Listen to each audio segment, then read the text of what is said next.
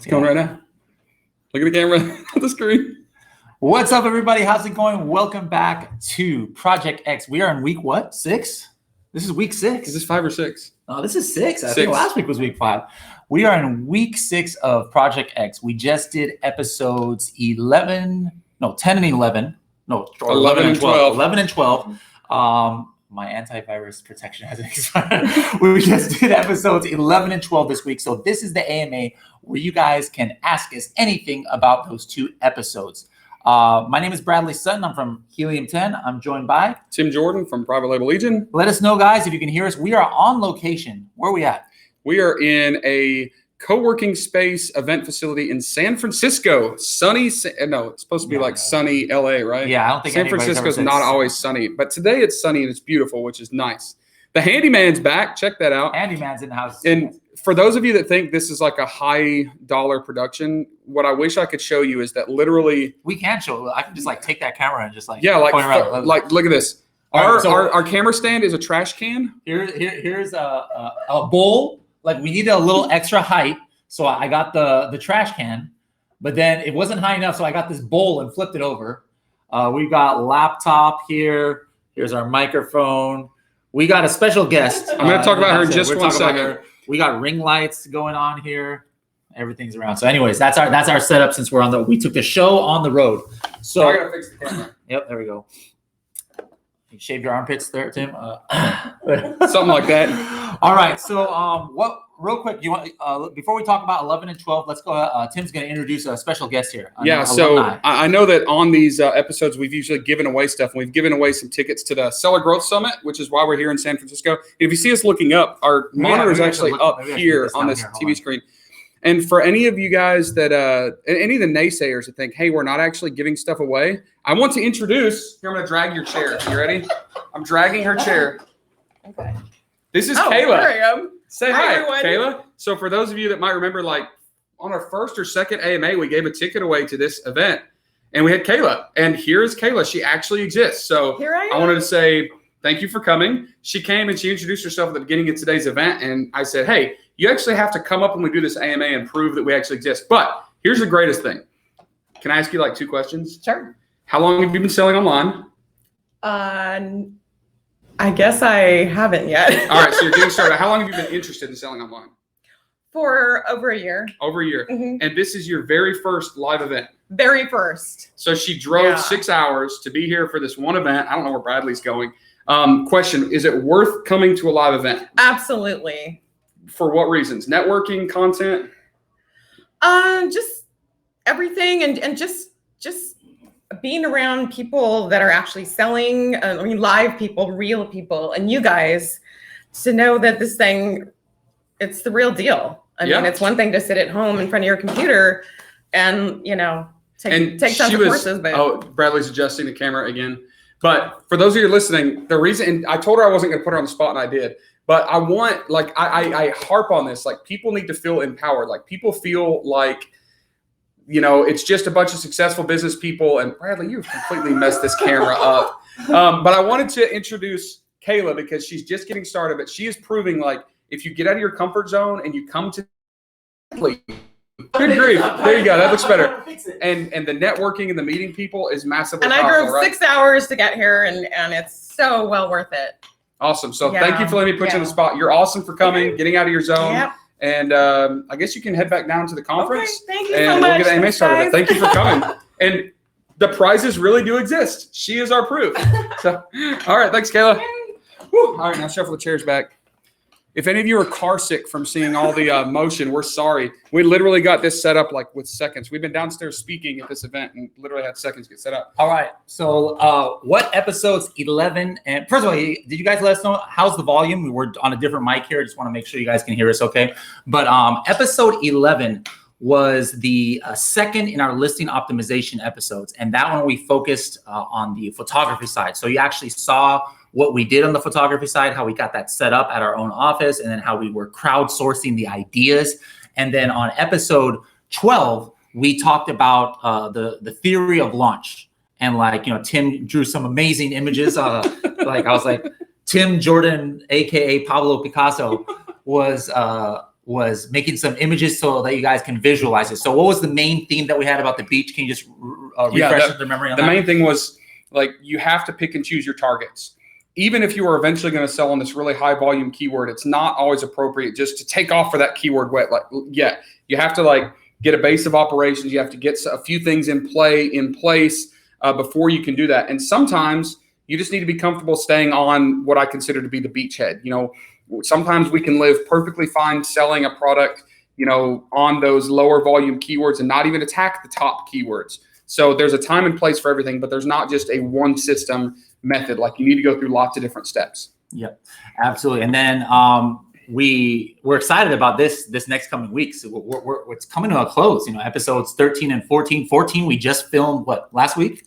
Just filmed that last week, so we got some up-to-date information on the project for you guys. So let's go over again. If we skip any of your questions, it's not on purpose, or it might be on purpose, but it's not because we don't like you. If it was a dumb question, we're going to skip it. No, but we really want to keep these relevant, you know, because people are going to watch these later, and so we're making the playlist. The reason why we're not trying to be picky, but people are watching these in order. They're going to watch 11 and 12, and then there's going to be an AMA right there in the playlist. So we want to make it as relevant as possible. So let us know what your questions are. Let's go ahead and go to the top. Or first of all, we got an interesting question from Bua. Is Bradley nice in person?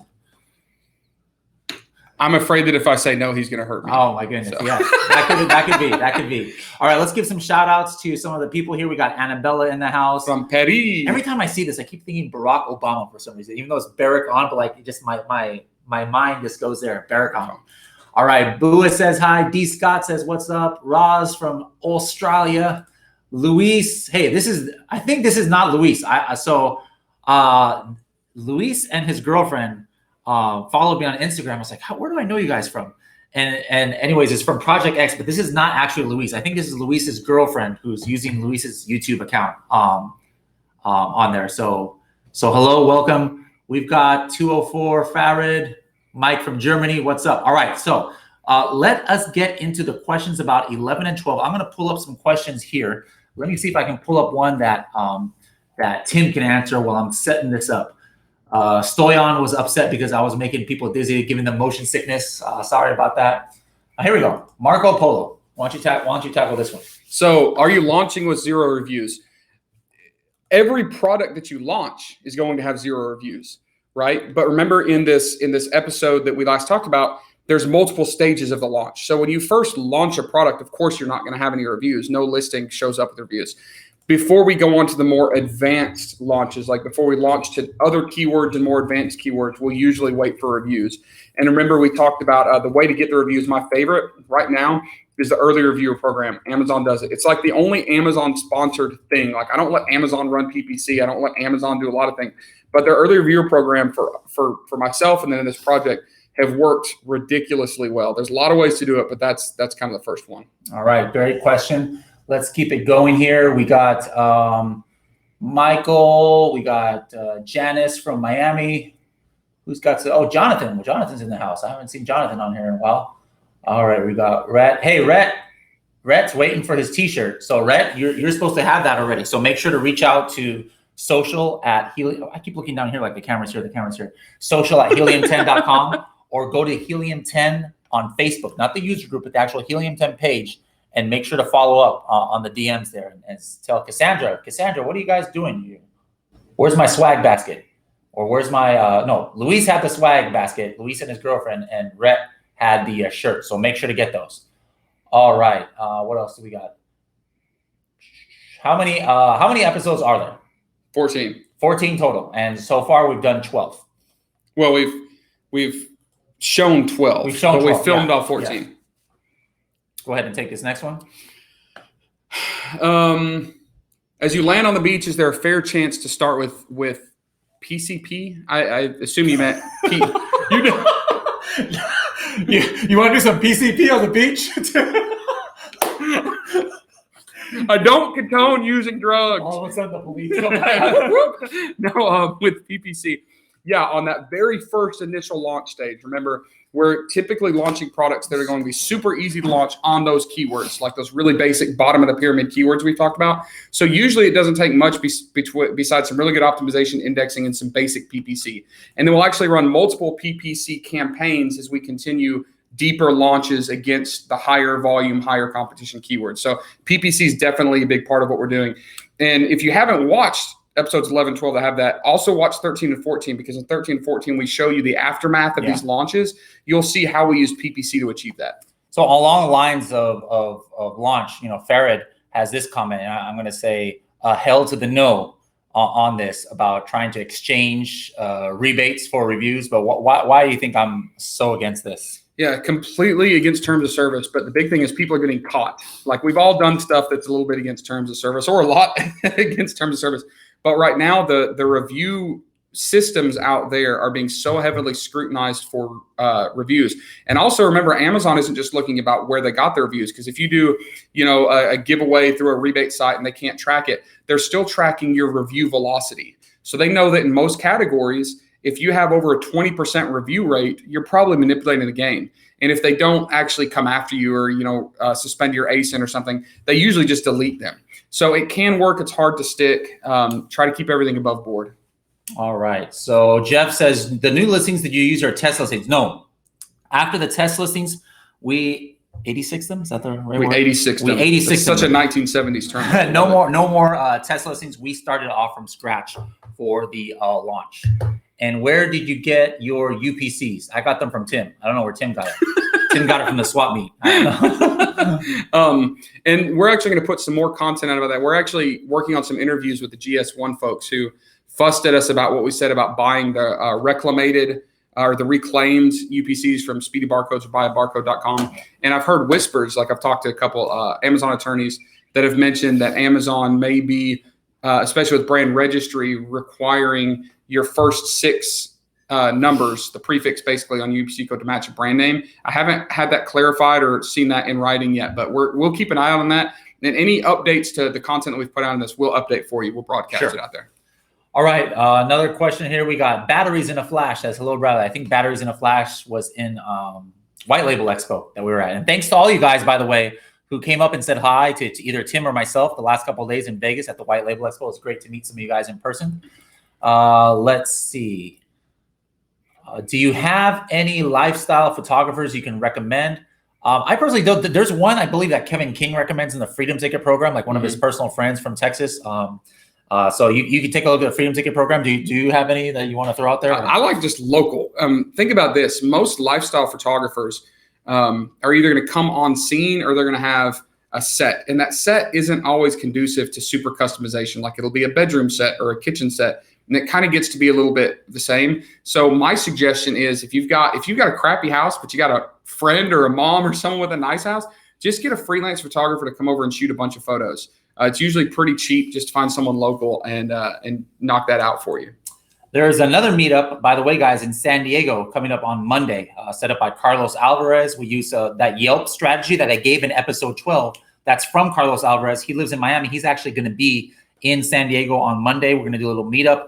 I'm going to be a little bit late to that meetup because I'm having my first adult basketball league game in the last 15 years. I haven't been in a competitive league in about 15 years, so I'm making my comeback. My first game is Monday. So, but come, Sherry, anybody else in San Diego, we'll have a little mini Project X meetup in San Diego this Monday night. The handyman has a question here from episode 11. What did the census cost that you did with PickFu, if you can share that? Yeah, it's $50. So I think I might have charged like 55 though, because I picked that I wanted to isolate it to Amazon Prime members, but I think that's very important, especially for if you guys are selling on Amazon, you want to do that. But yeah, it's $50. But if you use that coupon code, the pickfu.com/helium10, it's 50% off your first one. So I think that means it's $25. So yep.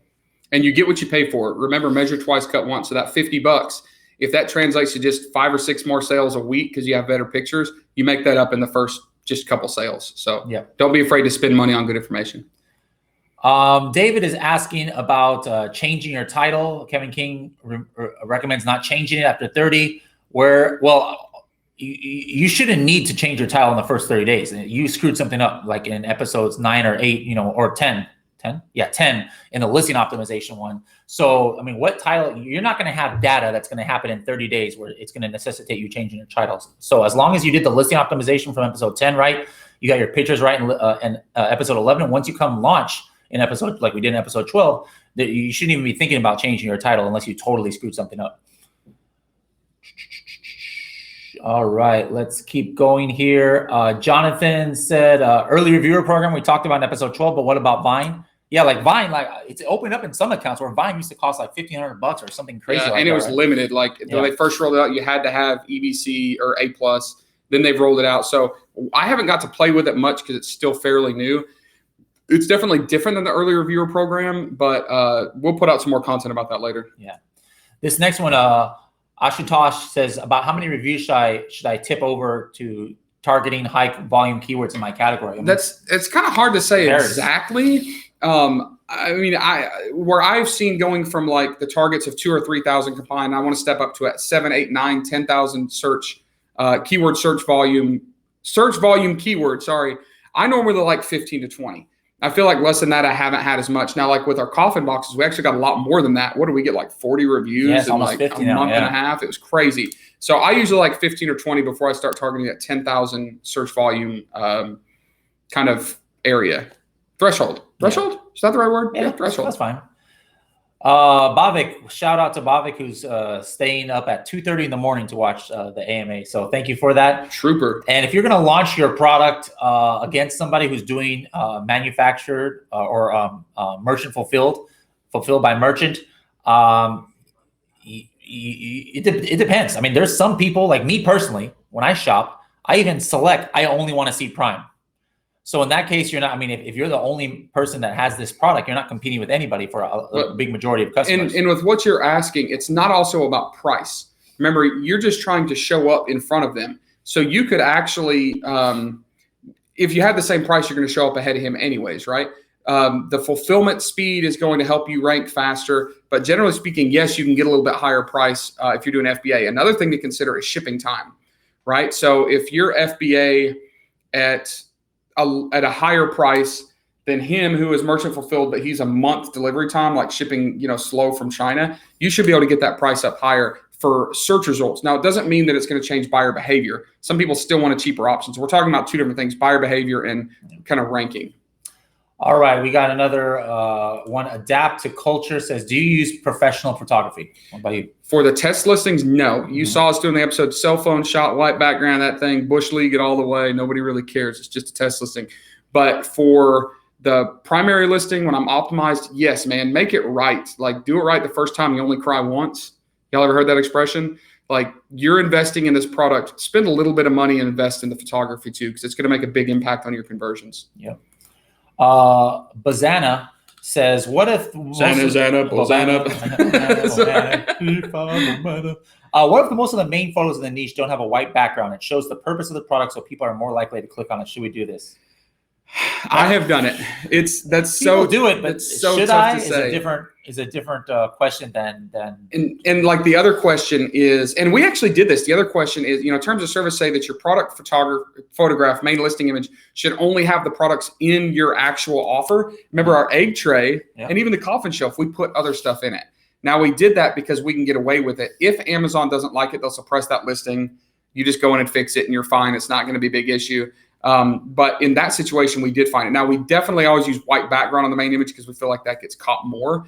And I think Amazon gives us a little bit of leeway. Like, they know that they're going to sell more of a wooden egg tray if there's a picture with eggs in it. So they're like, oh, this makes sense. And obviously in the listing we put does not come with eggs. Could you imagine trying to ship a bunch of eggs?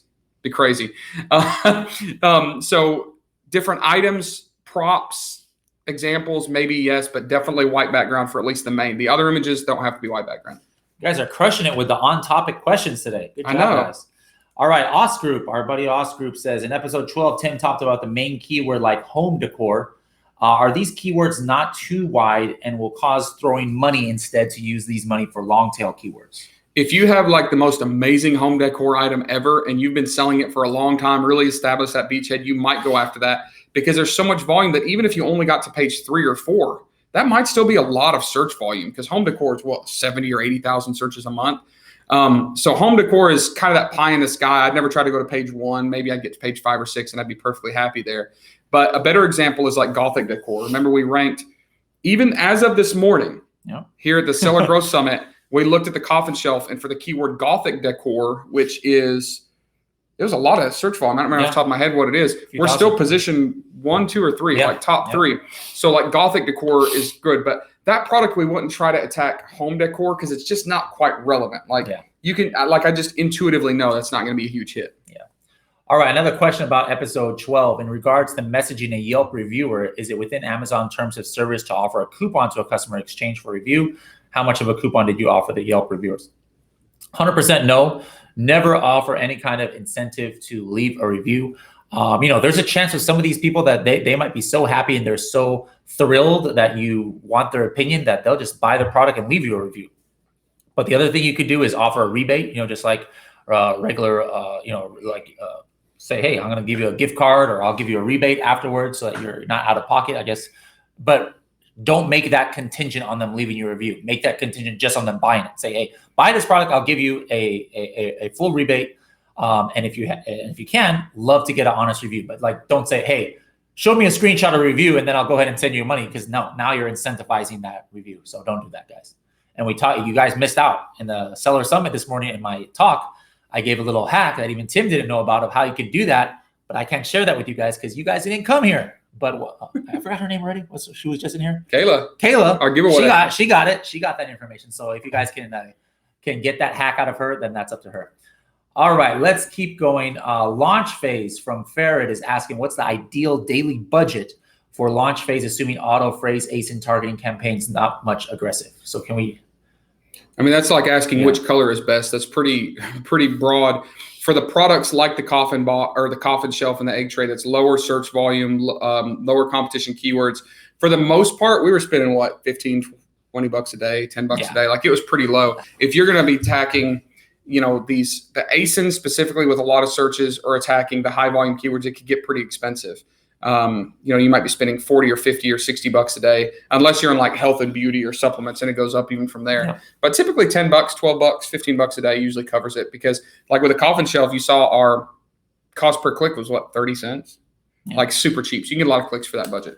All right. Ashutosh says, I have a great sponsored ranking, but my organic ranking sucks. What could be the reason? Well, your sponsored rankings also due on your bid. So if you're bidding higher than everybody else, at least in the initial parts, you're gonna get a pretty high position, because Amazon wants your money. Once you win the bid on that click, because that means they get more money on it. But your organic position is low because most likely you haven't converted yet, or too much, or not enough of what Amazon's algorithm wants in order to move you up on the organic search results. All right, Bradley, can I leave you for like 6 minutes? Sure. So I've got to run downstairs to the summit and change speakers.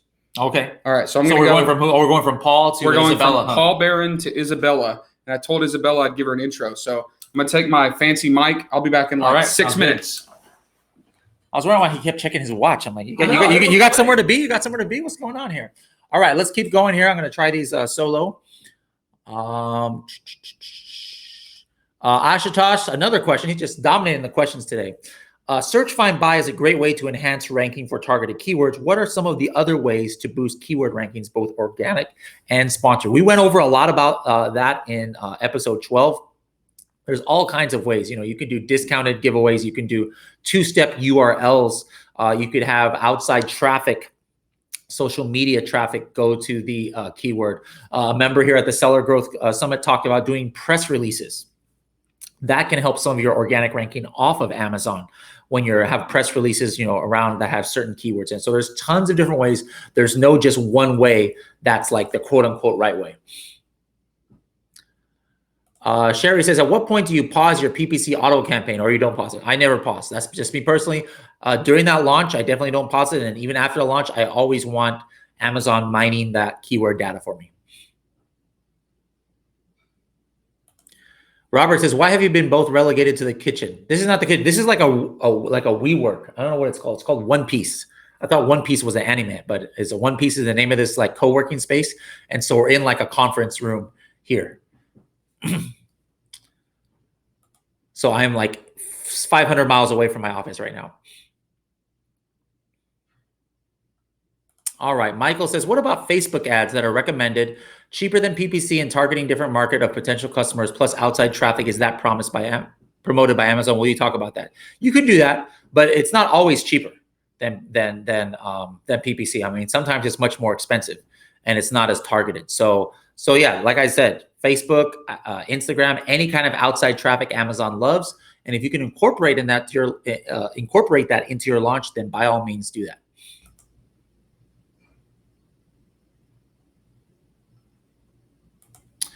I see ASINs that are recently launched have few reviews, not making any PPC, but they're on the first page for all relevant and even main keywords. How?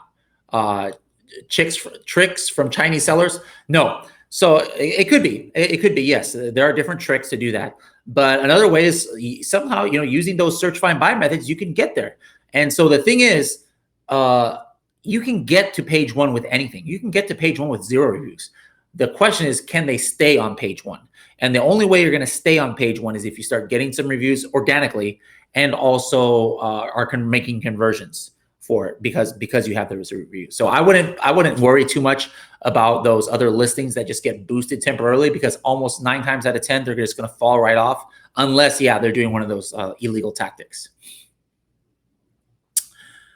Sedonista says, after helping Jeff pay for his divorce, I now call PPC pay to play. All right. Okay, I get it there. Good job. Benji says, did you close the test listings after the listings were done? Yes. Correct.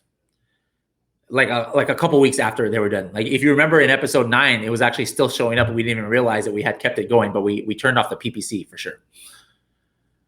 Lauren says, I really appreciate what you guys are doing with this series. It's really helpful. Thank you very much. About images. So episode 11 from our team. I assume it's not allowed to have infographic on the main image. You are correct. It is not allowed.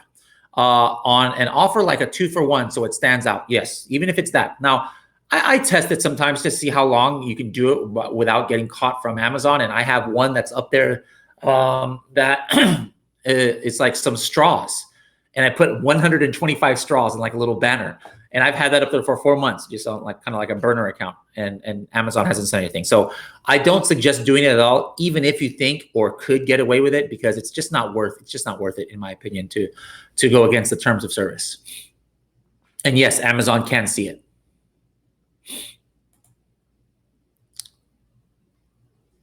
Annabella says, silly question. There are no silly questions here, Annabella. If I test a PPC campaign and I rank for the keywords that I want, can I deactivate PPC campaign once my product is selling well, or should I keep PPC? You should keep PPC forever, in my opinion, because you want to find new keywords. And then sometimes, in some cases, people have said that once they turn off their PPC, like even their organic sales go down. So you never know the full residual effects, because there's other effects from PPC other than Amazon's algorithm. It's said that running PPC, Amazon shows you a little bit more love. Whether that's true or not, let's take that away. What's the second reason? Well, hey, you want to get conversions from PPC, but then maybe you get enough conversions for organic. So let's take that one away. What else are you left with? It's brand building too. There's that the rule of 3 or 4 or 5 or whatever they say. Sometimes it takes people to see a brand or an item like 3, 4, 5 times. And it just gets subconsciously in their mind. And then by the 5th time they see it, or 4th time, now all of a sudden they're like, hey, yeah, I'll go ahead and buy this. All right. So that's what PPC can give you. And that's free. If nobody's clicking on it, you're just getting those impressions. I mean, you're still getting your product and your product name in the minds of thousands of people out there. So for free, basically. So I say never turn off PPC. That's just me though. All right, let's keep going here. Tommy, you had one question about listing optimization. We're not going to talk about that in this week. Let's see. Andrew says, what's up? Multi-channel sales. That wasn't on this one, but there's some cool stuff coming out of there. Now Walmart's going to come out with Walmart Plus, which is fulfilled by them. Let's see. Annabella's asking about if we ask a supplier to fumigate the wood. No, I don't know if we asked that. Tim is the one who did that. But whatever is the regulation, yeah, always make sure that happens first. So if that's a regulation, I'm sure it happened. Let's see. Here we go. Ilavo says, if you have similar items, can you gather reviews like parent-child or even if they're a little bit different? So if you have similar items, I don't suggest putting them in the same variation if it's just similar. Variation, Amazon is cracking down more and more. Like, I can't put a Android phone, Tim left his phone here, with my iPhone and say, hey, they're both phones, they're similar, they're smartphones. Amazon doesn't want that. What they want is a variation listing of iPhones, and then basically, there's the light. Whoa, this is so bright. Then what it's going to have is colors like iPhone red, iPhone blue. That's okay. So if you just have similar and because you're trying to share the reviews, like I get you, I see where you're coming from, but no, don't do that. You don't need to. The handyman says Kevin recommends using Upwork to find photographers or designers, etc. Yeah, absolutely. Nothing wrong with that. Use that to find photographers. Do you recommend having your manufacturer, your 3PL, put on the FN SKU? Either way, you can do either way. Whatever works best for you in the supply chain. It's most likely cheaper to have your manufacturer do it. Might cost you like a penny or 2 pennies each one, something like that. But 3PLs will cost like 10 to 15 cents. Amazon costs about 20 cents for that, for your initial launch.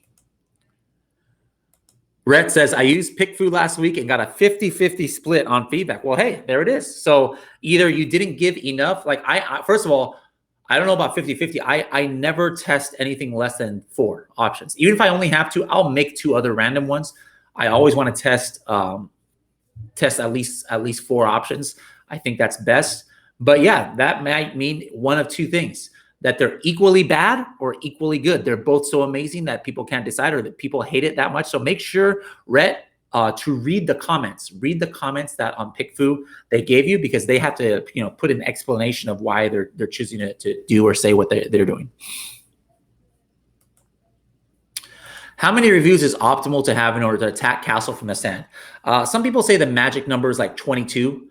21. Some people say it's 12. It's just whatever you think is going to give you the best chance at not getting hate from the buyers because you have low reviews. And for many studies, they have said it's around like 20 to 22, where even if there's some products on there that have like 60, 70, 100 reviews, 200 reviews, the difference between 20 and 200 is like way less than the difference between like 9 and 200.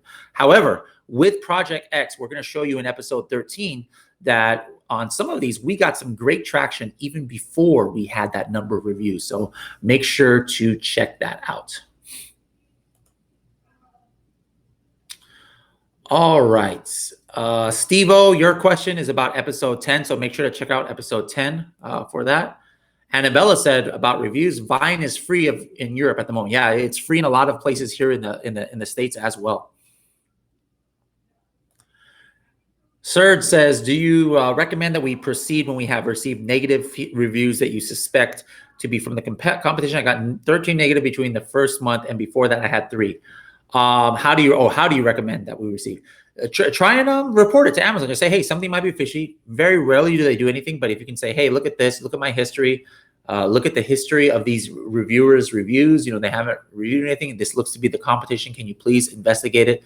Give them the links to the direct reviews and give proof, if you can.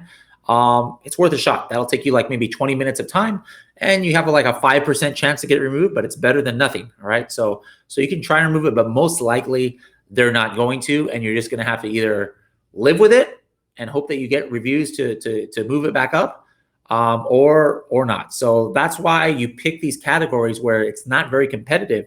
Then you don't have to worry about some of these black hat. Now, I'm pretty sure somebody's going to probably attack one of our Project X listings one of these days, like one of our competitor, like Helium Tim's competitor or something might send some bad reviews our way, or some hater.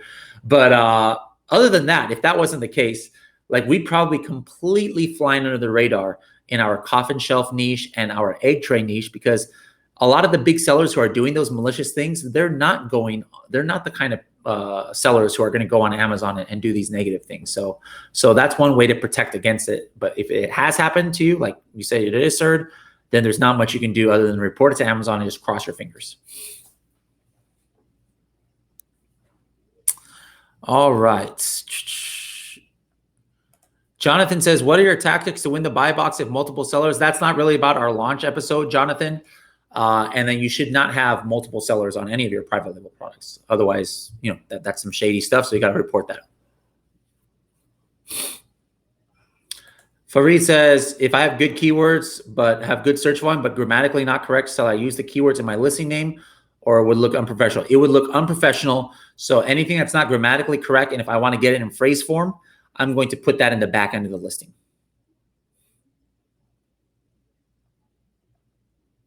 All right, let's keep going here. What are the chances to show up for the search results for the big keywords, even though you don't run PPC for it? Okay, well, slim to none. No, it depends all on your strategy. All right, like if you do nothing, yeah, it's slim to none. But if you are doing a off Amazon campaign or a rebate campaign, or using one of those services we talk about like AZ Rank or Rank Bell, then yeah, you don't have to be doing PPC and you'll still get to page one. But why not do PPC? I suggest everybody should do PPC. All right, let's keep going. About launch batteries in a flash says, in a presentation, this was talking about the white label presentation that I did last week. You said that breaking into a high reviewed product like collagen peptides would be very difficult to get to page one, but would it be impossible? No, it's not impossible. If you got enough money, if you got like a $100,000 budget for promotions, and you can just keep feeding a steady diet of organic sales to certain keywords, yeah, you'll probably rank on page one and organically somehow end up with a couple hundred reviews. That could happen, but it's not. I mean, how many of us have $1 million that we can just do like that? Not Scoot over. All right, let's go ahead and go back to some how the Paul and Isabella doing down there. Paul's good, Isabella's going, but I had to run up 3 flights of stairs, and I'm too fat for this. Gotta catch my breath. Out of breath. All right. Let's see. Product photography question. This is from the YouTube from last week, episode 11. It would be cool if you guys can recommend different equipment that you would use for, let's say, 2 price points, a beginner budget stage and let's say a more advanced setup stage. Again, like unless you've taken photography classes, this is something that I suggest not doing on your own. Like, we talk about, hey, do your own listing optimization, do your own keyword research, just learn it. But that's a craft. That's an art, to be able to, like, what angle, like if you don't know those kind of things, instead of buying equipment, put that money and hire a professional. Yeah, hire a professional, because remember, we only have so much time in a day, and there's only so many things we can learn.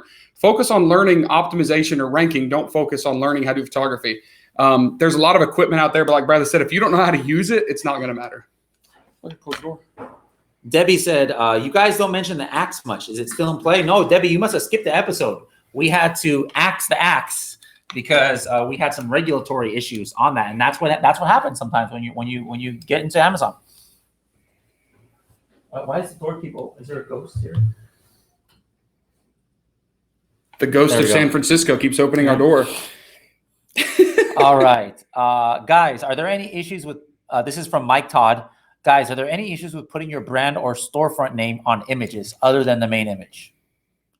Brand name, of course not. Storefront, though, might be a little dicey. I'm not sure about that. On the images? Yeah.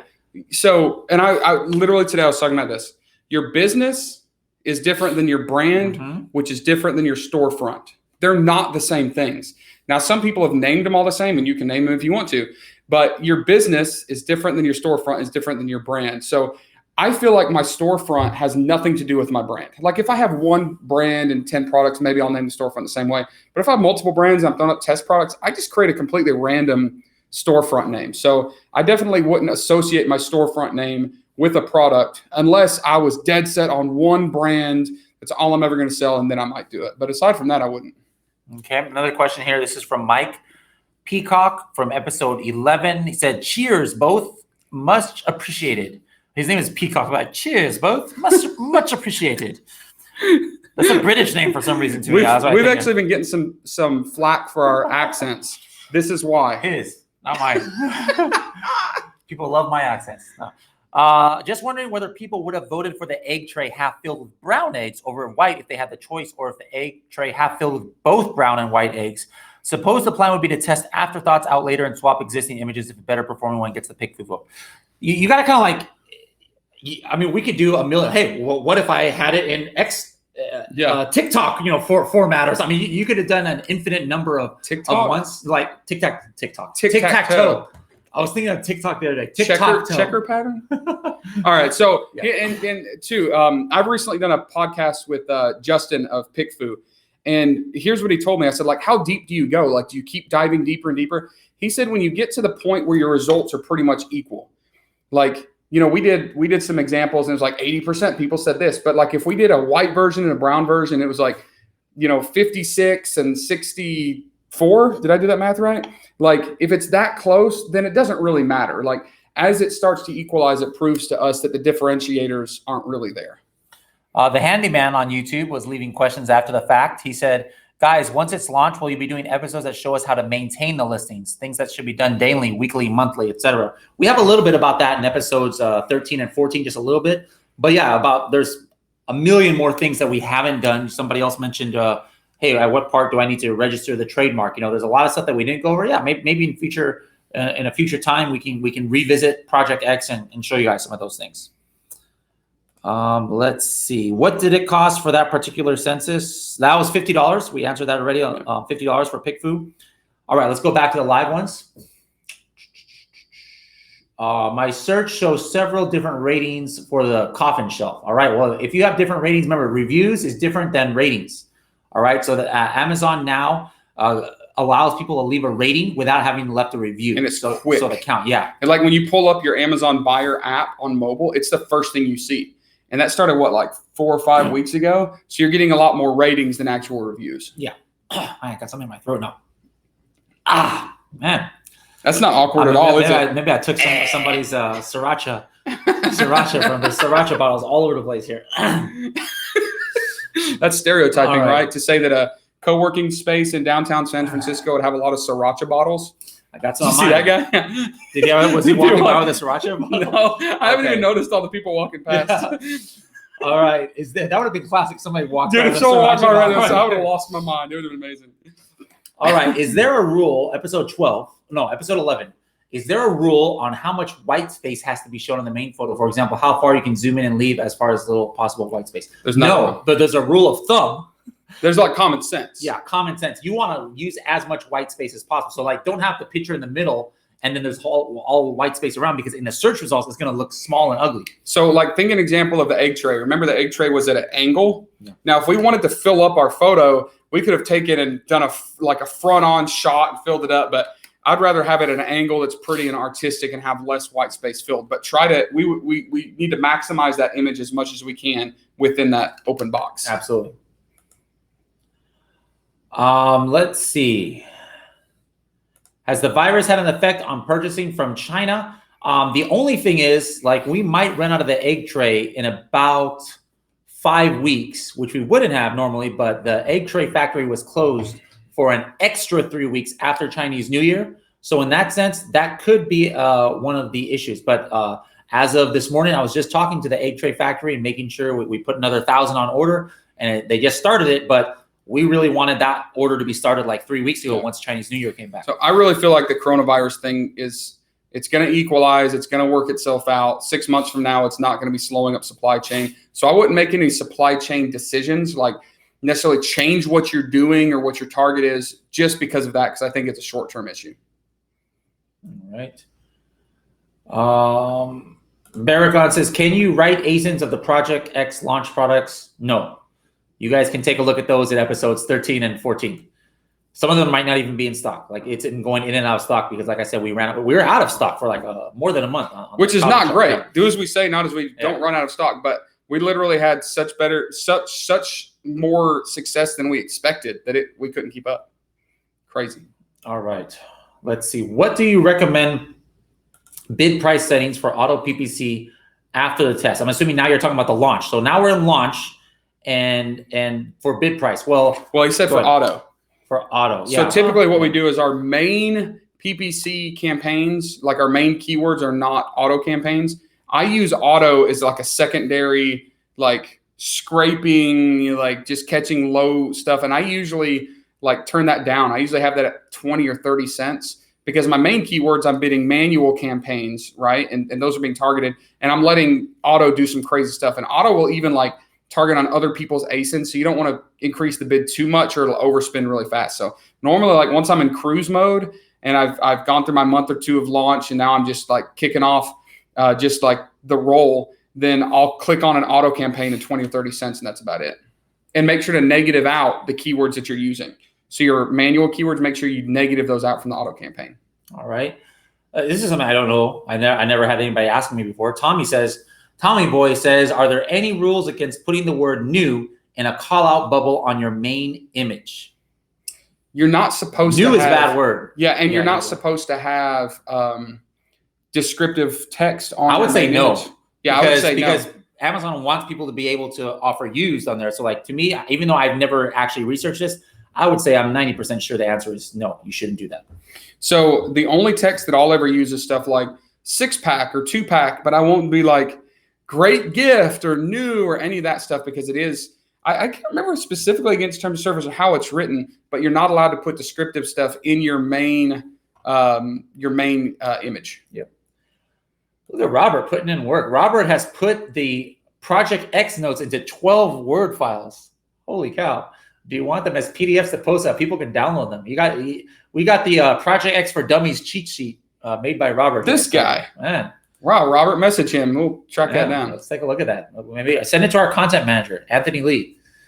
Adapt to culture. What's the minimum amount of keywords I should start to bid on? So in the launch phase, what we did, and we'll talk about this in episode 13, when you're launching, you already had from the keyword research episode 8 and 9, maybe a core set of 10 or 15 keywords that you wanted to target directly. So go for those, but in the beginning in launch, you're going to be heavily relying on like your auto and broad campaigns because you're not sure exactly what's going to work. But then again, you also have that list from the test PPC campaign. So you should, between your keyword research and that test PPC campaign, you should have a good list of keywords to start with right off the bat.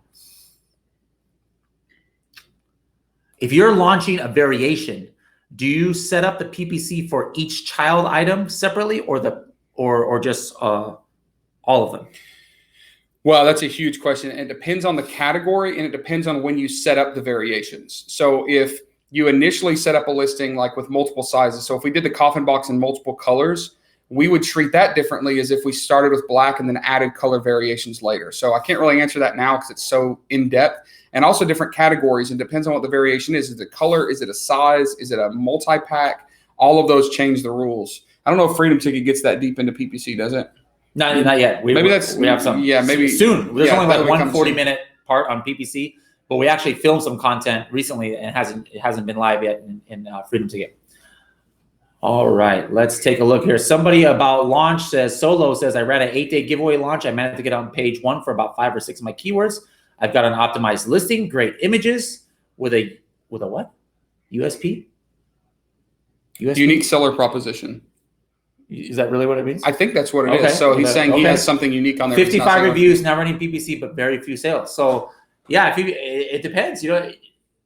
Nothing is a guaranteed thing. I mean, you think that you know what you do everything right, and it just doesn't resonate. And here's the thing.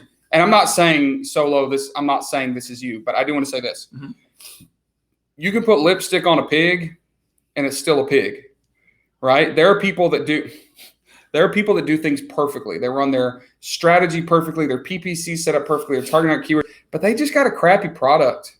And I've done that. I've had products where I did everything right, and it just was not a good product. So if you're doing everything right and you're just not getting a lot of sales, you either need to understand that nobody wants your stuff, or you might have to start using some outside the box things like running Pinterest ads to your Amazon listing or like trying to drive traffic to it, targeting a very specific niche audience. So you're either going to have to get more intense on your marketing, or you're going to have to understand people just don't want it, which sucks. Ashutosh says, hey, having a test listing to test the search volume and CPC cost per click is genius. Can Helium 10 provide an estimate of what the CPCs are given? Ashutosh, you're making me pull my hair out. That's why we did that whole episode, to show you that you can't do that. And that's why you have to do the test PPC listing, because even what Amazon shows you, like there was some where they were saying, yeah, you need to do $2. Yeah. We did our test PPC listing, it was like 37 cents. Yeah. You know, so if Helium 10 built the software to do that, all they could do is scrape Amazon's recommended bid. But their recommended bid is garbage. Mm-hmm. It's completely irrelevant. But can I pause for a second and say this? Listen, we don't want everything to be easy. If everything was a click of a button to sell on Amazon, everybody would do it.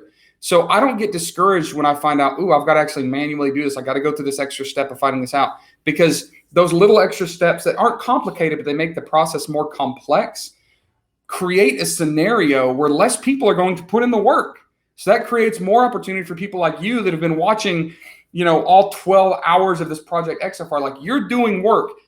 Be thankful that it's not super easy, or every Tom, Dick, and Harry would do it, right?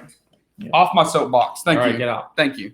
Can I target brand names on PPC? So first of all, you can't target anything that you're not indexed for. But if you have an auto campaign going, Amazon more than likely is going to show you for a lot of competitor brands.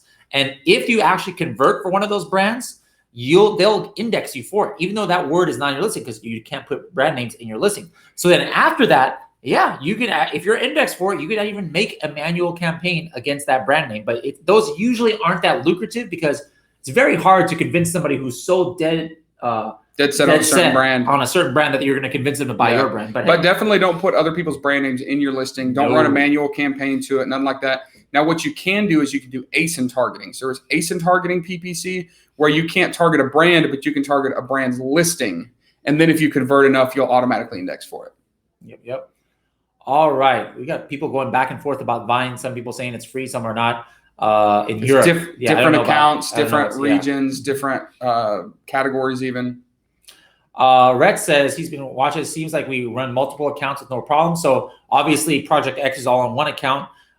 Tim's got his own account. Actually, our test listings was on a different account. Were on one of my accounts, and then now they're running on one of Helium 10's accounts. Yeah. So here's the thing. Amazon doesn't care if you have multiple listings, if you have a good reason. So just open up a case and request permission. That's all it takes. Now, if you don't request permission, you've got 3 accounts, and there's some weird stuff going on. You've got the same product on 2 accounts. Like, don't do any of that stuff. Just ask permission. They allow it. I've never had them deny me.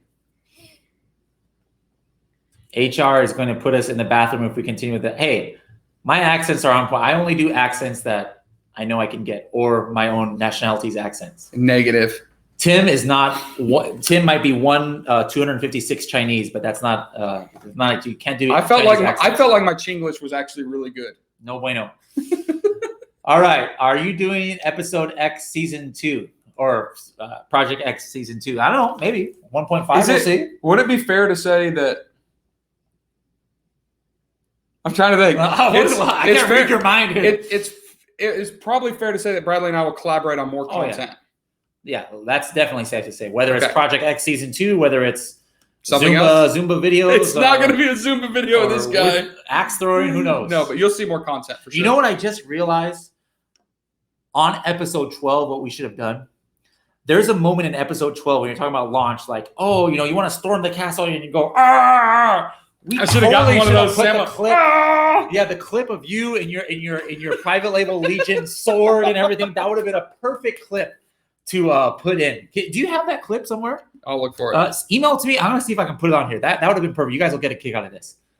The handyman says episode 15, how to maintain your listings. Hey, we might have an episode 15.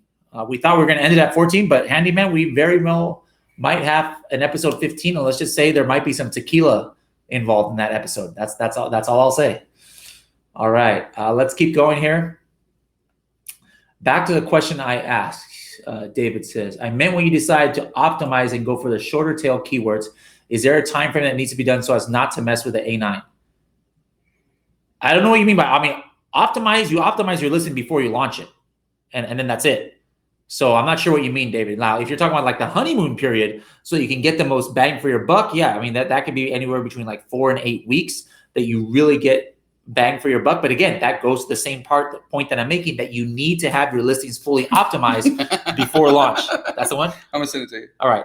No, but is there a way to download it? Can you download it into a file? No. It's just on Facebook, but I'll share it to you can pull So it up. you have the copy? Okay, I'll pull it up. I'll pull it up here. All right. Let's keep going here.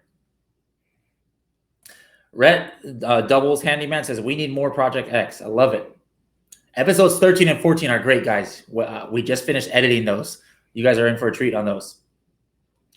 It's your Facebook Messenger. All right. Brandon says, hey, guys, I joining live next week. You guys are great. Wonder why I paid for a course. Hey, there's nothing wrong with paying for courses. I mean, no. Get different. I mean, I guarantee whatever course you buy, it's not going to have this information. So that's just additional information. But it's going to have something else. Yeah. Even like the outdated courses, I'm not advocating you buy an outdated course, and you don't necessarily need to buy an expensive course, but even outdated courses, if you've bought it, don't be frustrated. Don't like beat up on yourself for that, because you still learn something from it, right? Yep. All right, let's see. Is it true that if you run out of stock, you have to relaunch as if the product is new? Not always. But something that works like 50% of the time is to suppress your listings, and that's what I did with the coffin shelf when it was out of stock, and then like within 4 hours of it coming back into stock, I had gotten back most of the keyword ranking. So it works sometimes it doesn't. And never raise your price to slow down the velocity. No. Like some people will go, I don't want to run out of stock, and they'll start creeping their price up to slow down the velocity and try to get into their next reorder arrives. The problem is your conversion rate will start to decrease too. So Amazon will see, oh, this product was getting less and less purchases. So it'll actually tank you in rankings. Excuse me. And then you have to recover from that. So it's better just to hurry up and just stock out at the same velocity, because Amazon understands you're going to stock out. So when they see it go and boom, drop off, then they're going to want to pick you back up to that same position. All right, Tim, why don't you pick a question from our last week episode while I try and pull up that Facebook thing here. All right. I don't know which ones you've done. All right, so I can talk. You literally have pulled up the screen that have all the questions we've already answered. Well, some of these there's not that many. You guys didn't ask my questions. We answered this on the live, so it looks like some people are getting double ones in here. You have to play the audio on this. Are there any issues with putting your brand? Yeah, we did that one. The axe, we talked about the axe. Oh wow! All right, let me pull up a different question then. Wow, we got to all the questions. This is the first time we've ever gotten to all the questions. All right, let's keep going here. About the images. So, would you do this for the images?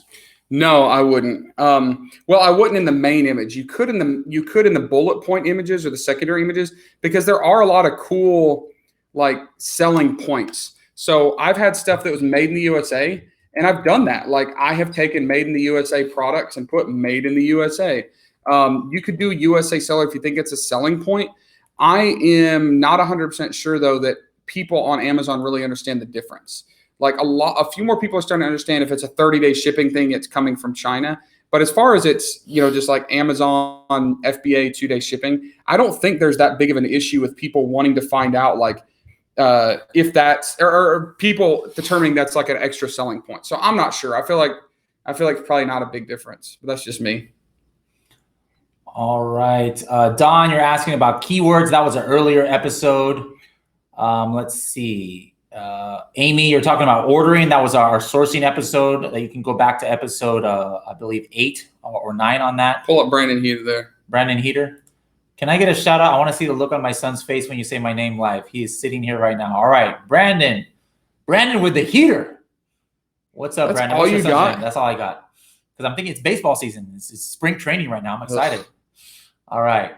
Tim's not into sports, so just not baseball. Oh, okay. Just fall asleep. Let's see. I know it's not very American for me to say that I'm not a big baseball fan. How can someone write a review without purchasing your product? This can be done, but it's just not a verified review. Yeah. And if you have a lot of them, Amazon won't even show them. So like typically it's a brand thing and someone's just reviewing it, like they found it at Walmart and they liked it, then sometimes that works. What are we gonna? I downloaded it, so all right, I'll be able to put it up in a little bit. All right, now Mahmoud says, "Thank you or nice meeting you at the expo." All right, yeah, I remember meeting you. Project X alumni right there. Is it better to make several campaigns with fewer keywords to prevent competitiveness between keywords, or create one campaign with a tons of keywords? We'll make this about our launch, so like when you launch, what do you do, Tim? When I'm launching, I'm only targeting a specific number of keywords, which is usually no more than 10 or 15. And like I was talking about this last night with somebody, when you run one campaign with a ton of keywords, what I've seen is like when you get into like mountains and mountains of keywords, your keywords will stop giving impressions. Like once you get to 30 or 40 keywords, you're like, I know this keyword has volume, wasn't getting impressions. So we'll break that into multiple campaigns. So even if they're still exact match, the same type of campaign, we'll break them into multiple. So we'll have this campaign of 20 keywords, this campaign of 20 keywords, this campaign of 20 keywords. All right, we just got a couple more minutes here, then we got to get back downstairs. Stoyan gives one upvote to the Zumba idea for next Project X. All right, Project Z, we'll call that one maybe. Let's see, what else do we have here? Hey, we got to do a giveaway. Giveaway, what are we going to give away? Do you have anything? I feel like with what's her name that was up here, we can give away some more tickets to stuff. You want to do that? I don't have any tickets. You got something? We got that workshop in Vegas. The workshop in Vegas? Yes. Oh, yeah, for ASD? Yeah. So go ahead. ASD in Vegas, March 21st, I think, the Saturday, or March 20th, whatever Saturday is, right before ASD starts.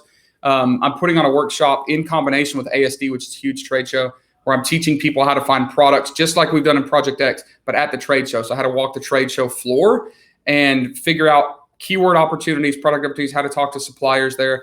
You can go to vegasasdworkshop.com, vegasasdworkshop.com, and the tickets are $500 for the full day workshop. And let's give away one. Does that work? Let's do it. So do you have a question? I have a question too. Go ahead. Do a question. You do it. All right. So for the sake of this specific episode, to see who is watching at the beginning, we started off with a guest, which we've never done before. And it was another ticket giveaway we did for this. A young lady who has never been to a live event before. She was talking about how amazing networking was. I want the second person that can tell me her first name is going to win that ticket. I already forgot it. I remember. That's why I haven't said it right now. So the second person that says her first name gets the free $500 ticket to the ASD Vegas workshop in Vegas next month in March. Meanwhile, while you guys are doing that, I'm going to go to a question. Did you try IP Accelerator for brand registry? I have that in process. So Rhett was no. It's Bahara. Yep. Does that count? He did it twice. No, he can't get it twice. No, he can't do that. So D. Scott gets it. D. Scott. Pull up D. Scott. It was Kayla. There D. Scott, find me on Facebook, send me a message. I'll hook you up with that free ticket. And Bahara, you get a t-shirt for just being like kind of slick with like, hey, I'm gonna be the second by just like flooding it. She posted it like 8 times. Email social@helium10.com so you can get a free t-shirt. Give them your address. We'll hook it up. All right. So D. Scott, message me, vegasasdworkshop.com. We'll get you a free ticket to that. All right, real quick, let's take a look at a Tim Jordan Spielberg production right now. Here we go. Whoops, solo on. Let's go ahead and play. You gonna get the audio? I hope the audio is working.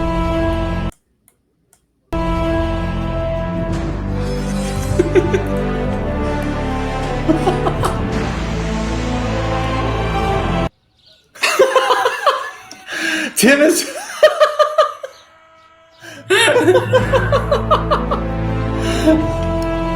Oh, that's amazing.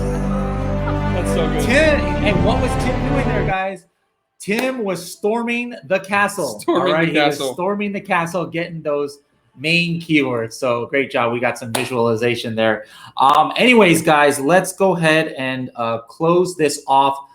Thank you guys for joining. We actually had the most live people. All right, go ahead and introduce the next person. Love you We guys. had the most live people that we've ever had. Goodness gracious. Put a hole in the wall right here. The most live viewers. So thank you guys for hopping on. And next week, guys, that's the kind of the first conclusion of this thing, is our final full week of Project X. So thank you, everybody who's been in the journey. Let me know in the comments, in the chat right now, if you have been with us since episode 1. Say I have, or say how cool is that, or something on the chat. I want to see how many OGs are out there, or if you guys are watching this on the replay still. I hope you guys have been able to get some great information. Next week, what are you in store? On episode 13, we're going to show the initial results 3 weeks after we launch the coffin shelf. All right, so we're going to show you what we did with PPC. I'm going to take you into the PPC tool that Helium 10 has that only elite members have access to. But I'm going to show you the results, and I'm going to explain exactly how we were just crushing it even after only 3 weeks of being on the market for Coffin Shelf. And in episode 14, we are going to go over the egg tray launch, as well as do like a 1-month follow-up on the Coffin Shelf, which had some great exciting numbers that we want to show you guys, and we're going to project it and then answer some of the questions like, where do we go from here? And then we're going to recap everything in episode 14. Like, we're going to recap everything that we've gone over, so you guys have like a little outline and kind of take a stroll down memory lane.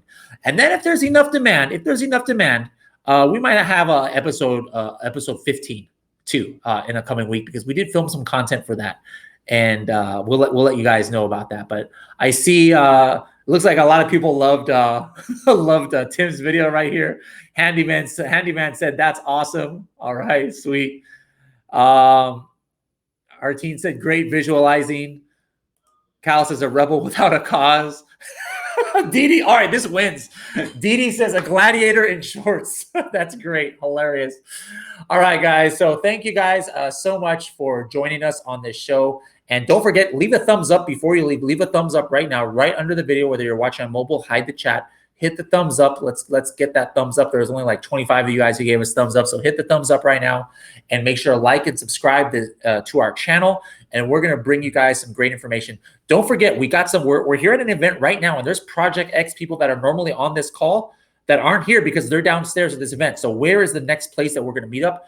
Tim and I will both be at ASD and Prosper next month in Las Vegas. That is March 23 to the 25th.